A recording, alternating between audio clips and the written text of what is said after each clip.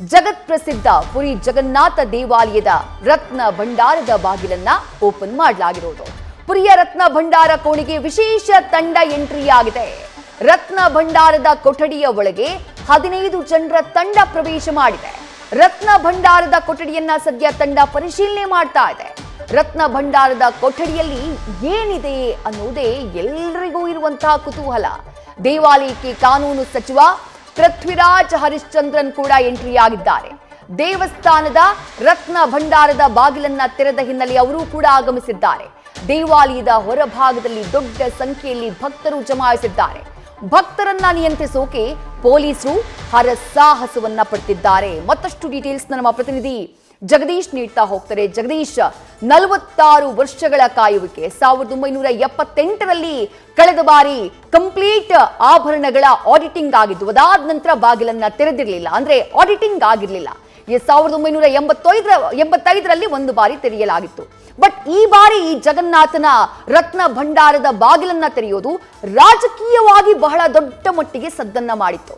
ಜೊತೆಗೆ ಭಕ್ತರಲ್ಲೂ ಕೂಡ ಕುತೂಹಲ ಮನೆ ಮಾಡಿತ್ತು. ಕೊನೆಗೂ ಬಾಗಿಲು ಓಪನ್ ಆಗಿದೆ. ಸದ್ಯಕ್ಕೆ ದ್ವಾರ ಓಪನ್ ಆಗಿರುವಂತಹ ವಿಚಾರಕ್ಕೆ ಸಂಬಂಧಪಟ್ಟ ಹಾಗೆ ಏನು ಮಾಹಿತಿ ಲಭ್ಯವಾಗ್ತಾ ಇದೆ? ವಿದ್ಯಶ್ರೀ, ಬಹು ವರ್ಷಗಳ ಬೇಡಿಕೆ ಏನಿತ್ತು ಒಡಿಶಾ ಜನರದು, ಆ ಒಂದು ರತ್ನ ಭಂಡಾರದ ಬಾಗಿಲನ್ನು ತೆಗಿಬೇಕು ಅನ್ನುವಂತಹ ವಿಚಾರ 1978ರಲ್ಲಿ ತೆಗೆದಿರತಕ್ಕಂತಹ ಬಾಗಿಲು ತದನಂತರ ಪೂರ್ತಿಯಾಗಿ ಕ್ಲೋಸ್ ಅನ್ನ ಮಾಡಿಡಲಾಗುತ್ತೆ. ಮತ್ತೆ ಆ ಸಂದರ್ಭದಲ್ಲಿ ಯಾವೆಲ್ಲ ಏನಂದ್ರೆ ಬಂಗಾರ, ಬೆಳ್ಳಿ, ವಜ್ರ ವೈಢೂರ್ಯಗಳಿದ್ವು ಅನ್ನುವಂತಹ ಪೂರ್ತಿಯಾದಂತಹ ಮಾಹಿತಿ ಸರ್ಕಾರ ಜನಸಾಮಾನ್ಯರ ಮುಂದೆ ಇಡುವುದಕ್ಕೆ ಮುಂದಾಗೋದಿಲ್ಲ. ಮತ್ತೆ ಕೆಲವೊಂದು ಸೋರಿಕೆಯ ಮಾಹಿತಿಗಳ ಆಧಾರದ ಮೇಲೆ ಮಾತ್ರ ಕೆಲವೊಂದು ಮಾಹಿತಿ ಹೊರಗಡೆ ಬರುತ್ತೆ. ಅದಾದ ಮೇಲೆ 46 ವರ್ಷಗಳಿಂದ ಈ ದೇವಸ್ಥಾನ ಏನಂದ್ರೆ ದಕ್ಷಿಣಾಭಿಮುಖದಲ್ಲಿರುವಂತಹ ಒಂದು ಆ ಬಾಗಿಲು ರತ್ನ ಭಂಡಾರದ ಎರಡನೇ ಬಾಗಿಲು, ಅಂದ್ರೆ ಒಟ್ಟು 2 ಬಾಗಿಲುಗಳಿದ್ದಾವೆ. ಮೊದಲ ಬಾಗಿಲು ಮತ್ತು ಎರಡನೇ ಬಾಗಿಲು. ಮೂಲ ಬಾಗಿಲಿನಲ್ಲಿ ಮೊದಲ ಮುಂಭಾಗದಲ್ಲಿರ್ತಕ್ಕಂತಹ ಬಾಗಿಲಿನಲ್ಲಿ ಅಂದ್ರೆ ಪ್ರತಿದಿನವೂ ಸಹಿತ ದೇವರಿಗೆ ಏನಂದ್ರೆ ಅಲಂಕಾರಕ್ಕೆ ಬಳಸುವಂತಹ ಬೆಳ್ಳಿ, ಬಂಗಾರ, ವಜ್ರ ವೈಢೂರ್ಯಗಳ ಇಡುವಂತಹ ಸ್ಥಳ ಕೋಣೆ ಅದು. ಅದರ ಹಿಂಭಾಗದಲ್ಲಿರುವಂತದ್ದೇ ಈ ರತ್ನ ಭಂಡಾರದ ಒಂದು ಕೋಣೆ, ಎರಡನೇ ಕೋಣೆ. ಈ ಒಂದು ಕೋಣೆಯಲ್ಲಿ ಏನಂದ್ರೆ ರಾಜ ಮಹಾರಾಜರು ಏನಂದ್ರೆ ಕೊಟ್ಟಿರ್ತಕ್ಕಂತಹ ಬಹಳಷ್ಟು ಏನಂದ್ರೆ ಬೆಳ್ಳಿ ಬಂಗಾರಗಳಾಗಿರ್ಬೋದು ಅಥವಾ ವಜ್ರ ವೈಢೂರ್ಯಗಳಾಗಿರ್ಬೋದು, ಕಿರೀಟಗಳಾಗಿರ್ಬೋದು, ಅದರ ಜೊತೆಗೆ ಬೆಲೆಕಟ್ಟಕ್ಕೆ ಆಗದೇ ಇರುವಂತಹ ಆಭರಣಗಳಾಗಿರ್ಬೋದು, ಈ ಎಲ್ಲವೂ ಸಹಿತ ಇದೆ ಅನ್ನುವಂತಹ ನಂಬಿಕೆ ಜನರಲ್ಲಿತ್ತು. ಮತ್ತು ಅದ್ರ ಜೊತೆಗೆ ತಾಳಿಗರಿಯ ಅಂದ್ರೆ ಪುಸ್ತಕದಲ್ಲೂ ಸಹಿತ ಏನಂದ್ರೆ 31ನೇ ಪುಟದಲ್ಲಿ ಈ ಒಂದು ರತ್ನ ಭಂಡಾರದ ಬಗ್ಗೆ ಉಲ್ಲೇಖ ಇತ್ತು. ಈ ಎಲ್ಲಾ ಉಲ್ಲೇಖ ಇರುವಂತಹ ಕಾರಣಕ್ಕಾಗಿ ಬಹಳಷ್ಟು ಜನರಲ್ಲಿ ಏನಂದ್ರೆ ಬಹಳಷ್ಟು ಆಸೆಗಳಿತ್ತು. ದೇವಸ್ಥಾನಕ್ಕೆ ಇರುವಂತಹ ಸಂಪೂರ್ಣವಾದಂತಹ ಮಾಹಿತಿ ಜನಸಾಮಾನ್ಯರಿಗೆ ಗೊತ್ತಾಗಬೇಕು ಅನ್ನುವಂತಹ ಕುತೂಹಲವು ಸಹಿತ ಇದು ಅಂದ್ರೆ ಅಲ್ಲಿರುವಂತಹ ಒಡಿಶಾ ಜನರಲ್ಲಿ ಇತ್ತು. ಮತ್ತೆ 1978ರಲ್ಲಿ ಆಗಿರ್ತಕ್ಕಂತಹ ಒಂದು ಬಾಗಿಲನ್ನು ಓಪನ್ ಮಾಡಿದ್ಮೇಲೆ ಅದನ್ನ ಕ್ಲೋಸ್ ಮಾಡಿದ್ಮೇಲೆ 2018ರಲ್ಲಿ ಒಂದು ದೊಡ್ಡ ಮಟ್ಟದಲ್ಲಿ ಸಂಚಲನ ಸೃಷ್ಟಿಯಾಗುತ್ತೆ. ಅದು ರಾಜಕೀಯವಾಗಿ. ಅದೇನು ಅಂತಂದ್ರೆ ಆ ಒಂದು ದೇವಸ್ಥಾನದ ರತ್ನ ಭಂಡಾರವನ್ನ ಪೂರ್ತಿಯಾಗಿ ತೆಗೆದು ಒಳಗಡೆ ಇರುವಂತಹ ಆಭರಣಗಳ ಬಗ್ಗೆ ಮಾಹಿತಿಯನ್ನ ಜನಸಾಮಾನ್ಯರಿಗೆ ಕೊಡಬೇಕು, ಮತ್ತೆ ವಿಧಾನಸಭೆಯಲ್ಲೂ ಸಹಿತ ಅದನ್ನು ಇಡಬೇಕು ಅನ್ನುವಂತಹ ವಿಚಾರವನ್ನ ರಾಜಕೀಯವಾಗಿ ಅಲ್ಲಿರುವಂತಹ ಪಕ್ಷಗಳು, ವಿಪಕ್ಷಗಳು ಏನಂತಂದ್ರೆ ಪಟ್ನಾಯಕ್ ಅವರ ಸರ್ಕಾರದ ಮುಂಗಡೆ ಇಡ್ತವೆ. ಅದಾದ ಮೇಲೆ ಅದು ಪ್ರಕರಣ ಹೈಕೋರ್ಟ್ಗೆ ಹೋಗುತ್ತೆ. ಹೈಕೋರ್ಟ್ ಅಲ್ಲೂ ಸಹಿತ ಬಾಗಿಲನ್ನ ತೆಗಿಬೇಕು ಅನ್ನುವಂತಹ ಆದೇಶವನ್ನ ಕೊಡುತ್ತೆ. ಆ ಸಂದರ್ಭದಲ್ಲಿ ಒಟ್ಟು 16 ಜನರ ತಂಡವು ಸಹಿತ ಈ ಒಂದು ಬಾಗಿಲನ್ನ ಓಪನ್ ಮಾಡೋದಕ್ಕೆ ಹೋದಂತಹ ಸಂದರ್ಭದಲ್ಲಿ ಬಾಗಿಲಿನ ಕೀಲಿಯ ಕೈ ಕಳೆದಿರುವಂತದ್ದು ಮತ್ತೆ ಡೂಪ್ಲಿಕೇಟ್ ಕೀಲಿ ಇರುವಂತದ್ದು ಗೊತ್ತಾಗುತ್ತೆ. ಆ ಸಂದರ್ಭದಲ್ಲಿ ಬಾಗಿಲನ್ನ ಓಪನ್ ಮಾಡೋದಕ್ಕೆ ಆಗೋದಿಲ್ಲ. ಮತ್ತೆ ಅದು ಸಂಪೂರ್ಣವಾಗಿ ಆ ಪ್ರಕರಣವನ್ನ ಅಲ್ಲಿಗೆ ಏನಂತಂದ್ರೆ ತೆರೆ ಎಳೆಯುವಂತಹ ಕೆಲಸವನ್ನ ಪಟ್ನಾಯಕ್ ಸರ್ಕಾರ ಮಾಡುತ್ತೆ. ಅದಾದ ಮೇಲೆ ಈ ಬಾರಿಯ 24ರ ಲೋಕಸಭೆ ಮತ್ತೆ ವಿಧಾನಸಭೆ ಚುನಾವಣೆ ಸಂದರ್ಭದಲ್ಲಿ ಬಿಜೆಪಿ ಇದೇ ಒಂದು ದೊಡ್ಡ ಮಟ್ಟದಲ್ಲಿ ಅಜೆಂಡಾವನ್ನ ಮಾಡಿಕೊಂಡು ತನ್ನ ಪ್ರಣಾಳಿಕೆಯಲ್ಲೂ ಸಹಿತ ದೇವಸ್ಥಾನದ ಬಾಗಿಲನ್ನ, ರತ್ನ ಭಂಡಾರದ ಬಾಗಿಲನ್ನ ನಾವು ತೆಗಿತೀವಿ ಅನ್ನುವಂತಹ ಒಂದು ಭರವಸೆಯನ್ನ ಕೊಟ್ಟಿತ್ತು. ಅದರಂತೆ ಈಗಾಗಲೇ ಏನಂದ್ರೆ ಆ ಒಂದು ದಿನಕ್ಕೆ ಇವತ್ತು ಸಾಕ್ಷಿ ಆಗ್ತಾ ಇರುವಂತದ್ದು ರತ್ನ ಭಂಡಾರದ ಬಾಗಿಲು ಈಗಾಗಲೇ ಓಪನ್ ಆಗಿದೆ ಅನ್ನುವಂತಹ ಮಾಹಿತಿಯನ್ನ ಸ್ವತಃ ಅಲ್ಲಿರುವಂತಹ ಒಡಿಶಾ ಸರ್ಕಾರದ ಸಿಎಂ ಅಧಿಕೃತವಾಗಿ ತಮ್ಮ ಟ್ವಿಟರ್ ಖಾತೆಯ ಮೂಲಕವಾಗಿ ಮಾಹಿತಿಯನ್ನು ಹಂಚಿಕೊಳ್ಳುವಂತಹ ಕೆಲಸವನ್ನ ಮಾಡಿದ್ದಾರೆ. ಮತ್ತೆ ಅದರ ಜೊತೆಗೆ ಯಾವೆಲ್ಲ ರೀತಿಯ ಪ್ರಕ್ರಿಯೆಗಳಾಗ್ತಾ ಇದೆ, ಯಾವೆಲ್ಲ ರೀತಿಯಾಗಿ ದೇವಸ್ಥಾನದ ಒಳಗಡೆ ಎಂಟ್ರಿಯನ್ನ ಕೊಡಲಾಗ್ತಾ ಇದೆ ಅನ್ನುವಂಥದ್ದನ್ನ ನೋಡ್ತಾ ಹೋದ್ರೆ 1 ಗಂಟೆ 28 ನಿಮಿಷದಿಂದ 1 ಗಂಟೆ 45 ನಿಮಿಷದ ಒಂದು ಮುಹೂರ್ತದಲ್ಲಿ ಒಂದು ಒಳ್ಳೆಯ ಶುಭ ಘಳಿಗೆಯಲ್ಲಿ ಆ ಒಂದು ಬಾಗಿಲನ್ನು ಓಪನ್ ಮಾಡುವುದಕ್ಕೆ ಮುಂದಾಗುವಂತಹ ಸಂದರ್ಭದಲ್ಲಿ ಏನಂದ್ರೆ ದೈವ ಭಕ್ತಿಯಾಗಿರುವಂತಹ ಕಾರಣಕ್ಕಾಗಿ ಅಲ್ಲಿ ಆ ಒಂದು ಬಾಗಿಲಿಗೆ ಪೂಜೆ ಪುನಸ್ಕಾರವನ್ನ ಮಾಡ್ತಾರೆ. ತದನಂತರ ಅದಕ್ಕೆ ದೀಪವನ್ನ, ದೊಡ್ಡ ಮಟ್ಟದ ದೀಪವನ್ನ ಹಚ್ಚೋ ಮೂಲಕವಾಗಿ ಬಾಗಿಲನ್ನು ಓಪನ್ ಮಾಡೋದಕ್ಕೆ ಮುಂದಾಗ್ತಾರೆ. ಆದ್ರೆ ಅಲ್ಲಿ ನಕಲಿ ಕೀಲಿ ಏನಿರುತ್ತಲ್ಲ, ಅಂದ್ರೆ ಡೂಪ್ಲಿಕೇಟ್ ಕೀಲಿ ಏನಿರುತ್ತಲ್ಲ, ಆ ಮೂಲಕವಾಗಿ ಬಾಗಿಲನ್ನು ಓಪನ್ ಮಾಡೋದಕ್ಕೆ ಹೋಗ್ತಾರೆ. ಯಾವುದೇ ಕಾರಣಕ್ಕೂ ಬಾಗಿಲು ಓಪನ್ ಆಗೋದಿಲ್ಲ. ಅದಾದ ಮೇಲೆ ಬಾಗಿಲನ್ನ ಕಟರ್ ಮೂಲಕವಾಗಿ ಅಂದ್ರೆ ಆ ಬಾಗಿಲನ್ನ ಏನೋ ಬೀಗ ಏನಿತ್ತಲ್ಲ ಅದನ್ನ ಕಟರ್ ಮೂಲಕವಾಗಿ ಕಟ್ ಮಾಡಿ ಅದನ್ನ ತುಂಡರಿಸಿ ಆ ಬಾಗಿಲನ್ನು ಓಪನ್ ಮಾಡ್ತಾರೆ. ಒಳಗಡೆ ಹೋಗುವಂತಹ ಸಂದರ್ಭದಲ್ಲಿ ಒಟ್ಟು 15 ಜನರ ಸದಸ್ಯರ ತಂಡ ಈಗಾಗಲೇ ಒಳಗಡೆ ಎಂಟ್ರಿಯನ್ನ ಕೊಟ್ಟಿದೆ. ಮತ್ತೊಂದು ವಿಚಾರ ಏನು ಅಂತಂದ್ರೆ ಈ ಒಂದು ದೇವಸ್ಥಾನದ ಒಳಗಡೆ ಹೋಗುವಂತಹ ಸಂದರ್ಭದಲ್ಲಿ SP ಪೃಥ್ವಿರಾಜ್ ಅವರು ಹೋಗುವಂತಹ ಸಂದರ್ಭದಲ್ಲಿ ಮೂರ್ಛೆ ಹೋಗಿ ಬಿದ್ದಿದ್ದಾರೆ ಅನ್ನುವಂತಹ ಮಾಹಿತಿಯು ಸಹಿತ ಗೊತ್ತಾಗುತ್ತೆ. ಅದಕ್ಕೆ ಕಾರಣ ಇನ್ನೂವರೆಗೂ ಸಹಿತ ತಿಳಿದು ಬಂದಿಲ್ಲ.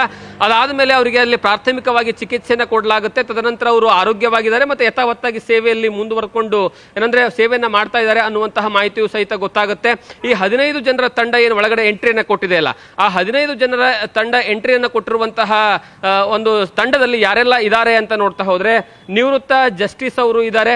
ಅವರು ಬಿಶ್ವನಾಥ್ ಅವರು ಇದರ ಮುಂದಾಳತ್ವವನ್ನು ವಹಿಸಿಕೊಂಡಿರುವಂತದ್ದು. ಮತ್ತೆ ಅದರ ಜೊತೆಗೆ ಇಬ್ಬರು ಹಾವಾಡಿಗರಿದ್ದಾರೆ. ಅಂದ್ರೆ ಹಾವನ್ನ ಒಂದು ವೇಳೆ ಏನಾದರೂ ಅಲ್ಲಿ ಬಂದಿದ್ದೇ ಆದ್ರೆ ಅದನ್ನ ಹಿಡಿಯುವಂತಹ ಕೆಲಸಕ್ಕಾಗಿ ಇಬ್ಬರನ್ನ ವಿಶೇಷ ಪರಿಣಿತರನ್ನ ಕರೆತರಲಾಗಿದೆ. ಮತ್ತೆ ಅದರ ಜೊತೆಗೆ ಏನಂದ್ರೆ ಅಲ್ಲಿ ಏನಂದ್ರೆ ಆರ್ಕಿಯಾಲಜಿಕಲ್ ಡಿಪಾರ್ಟ್ಮೆಂಟ್ ನ ಅಧಿಕಾರಿ ಒಬ್ಬರು ಇದ್ದಾರೆ. ಕಾರಣ ಏನು ಅಂತಂದ್ರೆ ಅದನ್ನ ಸಂಪೂರ್ಣವಾಗಿ ಸರ್ವೆಯನ್ನ ಮಾಡಬೇಕು. ಯಾಕಂದ್ರೆ ತುಂಬಾ ಪುರಾತನವಾಗಿರ್ತಕ್ಕಂತಹ ದೇವಸ್ಥಾನದ ಬಾಗಿಲನ್ನು ತೆರೆಯುವಂತಹ ಸಂದರ್ಭದಲ್ಲಿ ಅವರ ಅವಶ್ಯಕತೆ ತುಂಬಾ ಇರುತ್ತೆ.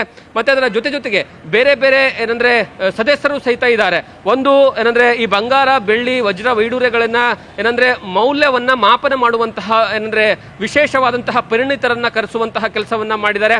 ಅದರ ಜೊತೆಗೆ ಈ ದೇವಸ್ಥಾನದ ಕಮಿಟಿಯ 3 ಜನ ಸದಸ್ಯರು ಸಹಿತ ಆ ಒಂದು 15 ಜನರ ತಂಡದಲ್ಲಿದ್ದಾರೆ.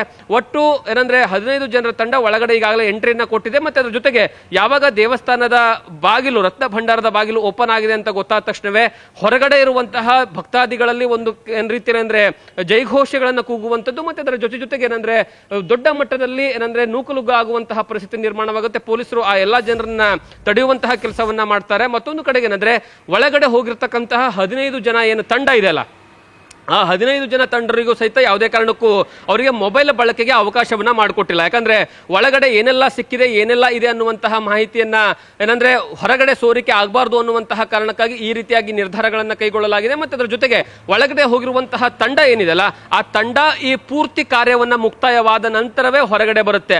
ಅಲ್ಲಿವರೆಗೆ ಯಾವುದೇ ಕಾರಣಕ್ಕೂ ಸಹಿತ ಹೊರಗಡೆಯ ಜನರ ಜೊತೆಗೆ ಸಂಪರ್ಕ ಇರೋದಿಲ್ಲ ಅನ್ನುವಂತಹ ಮಾಹಿತಿಯನ್ನ ಈಗಾಗಲೇ ಇರುವಂತಹ ಸಮಿತಿ ಕೊಟ್ಟಿದೆ. ಮತ್ತೆ ಅದರ ಜೊತೆಗೆ ಏನಂತಂದ್ರೆ ಈ ಒಂದು ದೇವಸ್ಥಾನದ ಒಳಗಡೆ ಎಂಟ್ರಿಯನ್ನ ಕೊಟ್ಟಂತಹ ಸಂದರ್ಭದಲ್ಲಿ ಅಂದ್ರೆ ರತ್ನ ಭಂಡಾರದ ಬಾಗಿಲನ್ನು ಓಪನ್ ಮಾಡಿ ಒಳಗಡೆ ಎಂಟ್ರಿಯನ್ನ ಕೊಟ್ಟಂತಹ ಸಂದರ್ಭದಲ್ಲಿ ವಿಡಿಯೋ ಚಿತ್ರೀಕರಣ ಮಾಡುವಂತಹ ಕೆಲಸವನ್ನ ಸಹಿತ ಮಾಡಲಾಗ್ತಾ ಇದೆ. ಯಾಕಂದ್ರೆ ಮುಂದಿನ ದಿನಗಳಲ್ಲಿ ಯಾರಾದ್ರೂ ಪ್ರಶ್ನೆಯನ್ನ ಇಟ್ಟಂತಹ ಸಂದರ್ಭದಲ್ಲಿ ಆಗ ಈ ವಿಡಿಯೋ ಚಿತ್ರೀಕರಣ ಮಾಡಿದಿರುವಂತದನ್ನ ಕೋರ್ಟ್ ಮುಂದೆ ಸಬ್ಮಿಷನ್ ಮಾಡೋದಕ್ಕೂ ಸಹಿತ ಅವಕಾಶ ಆಗಿರಲಿ ಅನ್ನುವಂತಹ ಕಾರಣಕ್ಕಾಗಿ ಮತ್ತೆ ಈ ಭಂಡಾರದಲ್ಲಿ ಸಿಗುವಂತಹ ಎಲ್ಲಾ ಆಭರಣಗಳನ್ನ ಒಟ್ಟು 6 ತೇಗದ ಬಾಕ್ಸ್ಗಳ ಒಳಗಡೆ ತುಂಬಿಕೊಂಡು ಹೊರಗಡೆ ಬರ್ತಾರೆ.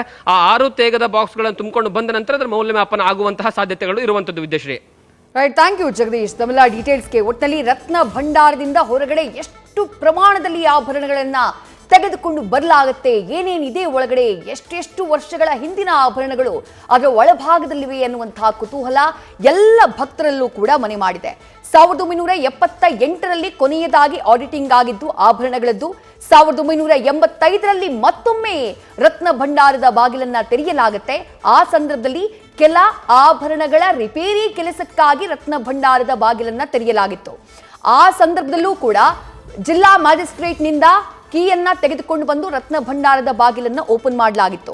ಆ ಸಂದರ್ಭದಲ್ಲಿ ದೇಗುಲದ ಮಾಜಿ ಆಡಳಿತಾಧಿಕಾರಿಯಾಗಿದ್ದಂತಹ ರವೀಂದ್ರ ನಾರಾಯಣ್ ಮಿಶ್ರಾ ಅವರು ಕೂಡ ಆ ದೇವಾಲಯದ ಆ ರತ್ನ ಭಂಡಾರ ಏನಿದೆ ಅದರ ಒಳಭಾಗಕ್ಕೆ ಹೋಗಿರ್ತಾರೆ. ಅವರು ಆವತ್ತು ಹೋದಂತಹ ಸಂದರ್ಭದಲ್ಲಿ ಅವರು ಕಂಡಿದ್ದೇನು ಅನ್ನುವುದಕ್ಕೆ ಸಂಬಂಧಪಟ್ಟ ಹಾಗೆ ಮಾಧ್ಯಮಗಳಿಗೆ 1985ರಲ್ಲಿ ಅವರು ಹೋದಂತಹ ಸಂದರ್ಭ ಅವರು ಕಂಡಿದ್ದೇನು ಅನ್ನೋದ್ರ ಬಗ್ಗೆ 2018ರಲ್ಲಿ ಅವರು ರಿಯಾಕ್ಟ್ ಮಾಡಿರ್ತಾರೆ. ಅವರು ಹೋದಂತಹ ಸಂದರ್ಭದಲ್ಲಿ ಒಳಭಾಗದಲ್ಲಿ ಸುಮಾರು 15 ಮರದ ಬಾಕ್ಸ್ಗಳಿದ್ವಂತೆ. ಆ ಮರದ ಬಾಕ್ಸ್ಗಳ ಉದ್ದ ಎಷ್ಟಿತ್ತು ಅಂದ್ರೆ 9 ಫೀಟ್, ಎತ್ತರ ಎಷ್ಟಿತ್ತು ಅಂತ ಕೇಳಿದ್ರೆ 3 ಫೀಟ್. 9 ಫೀಟ್ ಉದ್ದ, 3 ಫೀಟ್ ಎತ್ತರ ಇರುವಂತಹ ಸುಮಾರು 15 ಮರದ ಬಾಕ್ಸ್ಗಳಿದ್ವಂತೆ. ಆ ಬಾಕ್ಸ್ಗಳ ತುಂಬಾ ಚಿನ್ನದ ಆಭರಣಗಳು, ವಜ್ರದ ಆಭರಣಗಳು ತುಂಬಿ ತುಳುಕಾಡ್ತಾ ಇತ್ತು ಅಂತ ಹೇಳಿ ರವೀಂದ್ರ ನಾರಾಯಣ್ ಮಿಶ್ರಾ ಅವರು ಆವತ್ತು ಹೇಳಿಕೆಯನ್ನ ಕೊಟ್ಟಿದ್ರು. ಅಷ್ಟು ಮಾತ್ರ ಅಲ್ಲ, ಪ್ರತಿಯೊಂದು ಬಾಕ್ಸ್ನಲ್ಲೂ ಕೂಡ ಚಿನ್ನದ ಆಭರಣ, ಬೆಳ್ಳಿಯ ಆಭರಣ, ಡೈಮಂಡ್ ಆಭರಣ, ಸಫೈರ್ಸ್, ಪರ್ಲ್ಸ್, ರುಬೀಸ್ ಈ ರೀತಿ ಅಪರೂಪದಲ್ಲೇ ಅಪರೂಪದ ಆಭರಣಗಳನ್ನ ನಾನು ಅವತ್ತು ಆ ಬಾಕ್ಸ್ ನಲ್ಲಿ ನೋಡ್ದೆ ಅನ್ನುವಂಥ ಮಾತನ್ನ ರವೀಂದ್ರ ನಾರಾಯಣ್ ಮಿಶ್ರಾ ಅವರು ಹೇಳಿದ್ರು. ಜೊತೆಗೆ ಈ ಹಾವುಗಳು ಅಥವಾ ಸರ್ಪಗಳು ಇದನ್ನ ಕಾವಲು ಕಾಯ್ತಿವಿ ಅನ್ನುವಂಥ ನಂಬಿಕೆ ಇದೆಯಲ್ಲ, ಆ ಬಗ್ಗೆಯೂ ಅವ್ರಿಗೆ ಪ್ರಶ್ನೆಯನ್ನ ಕೇಳಲಾಗಿತ್ತು. ಬಟ್ ಅವ್ರು ಹೇಳ್ತಾರೆ 1985ರಲ್ಲಿ ನಾವು ಹೋದಂತಹ ಸಂದರ್ಭದಲ್ಲಿ ಯಾವುದೇ ಹಾವುಗಳಾಗ್ಲಿ ಅಥವಾ ಸರೀಸೃಪಗಳಾಗ್ಲಿ ಅಥವಾ ಜೇಡರ ಬಲಿಯಾಗ್ಲಿ ನಮಗಲ್ಲಿ ಕಾಣಿಸಿರ್ಲಿಲ್ಲ ಅನ್ನುವಂಥ ಮಾತನ್ನ ಅವ್ರು ಹೇಳಿದ್ರು. ಜೊತೆಗೆ ಸಿಂಹಾಸನ ಕೂಡ ಅಲ್ಲಿ ಕಂಡು ಬಂತಂತೆ. ಸುಮಾರು 180 ವಿವಿಧ ಬಗೆಯ ಆಭರಣಗಳಿವೆ ಅನ್ನುವಂಥ ಮಾಹಿತಿ ಇದೆ ಈ ರತ್ನ ಭಂಡಾರದ ಒಳಗೆ. ಹಾಗಾಗಿ ಈಗ ಏನ್ ರತ್ನ ಭಂಡಾರದಿಂದ ಆಭರಣಗಳು ಹೊರಗಡೆ ಬರ್ತಾ ಇವೆ, ಅವುಗಳ ಆಡಿಟಿಂಗ್ ಆಗ್ತಾ ಇದೆ, ಎಷ್ಟು ಪ್ರಮಾಣದಲ್ಲಿ ಜಗನ್ನಾಥನ ಸಂಪತ್ತು ಪತ್ತೆಯಾಗಬಹುದು ಅನ್ನುವಂತಹ ಕುತೂಹಲ ಸದ್ಯ ಮನೆ ಮಾಡಿದೆ.